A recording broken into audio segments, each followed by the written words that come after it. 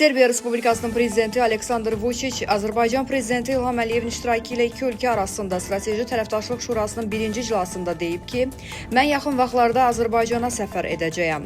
Bundan əvvəl biz çox nəticələr əldə etməliyik. Mən xüsusi olaraq prezident İlham Əliyevlə Dubravkada qazla işləyən elektrik enerjisi stansiyası məsələsini müzakirə etdim. Prezidentdən xahiş edirəm ki, bu məsələ ilə şəxsən məşğul olsun. Çünki mən edə biləcəyimiz və bilməyəcəyimiz işlər barədə çox səmimi danışdım. Prezident Əliyevdən zəmanət aldım ki, o şəxsən bu məsələdə bizə böyük kömək göstərəcək. Texniki əsaslandırma işləri başa çatdıqdan sonra biz bütün digər prosesləri sürətləndirməliyik. Azərbaycandan gəlmiş əziz dostlar, Serbiyada özünüzü evdəki kimi hiss edin. Xoş gəlmisiniz, hörmətli prezident. Mən sizə, ailənizə, xalqınıza ən xoş arzularımı çatdırıram.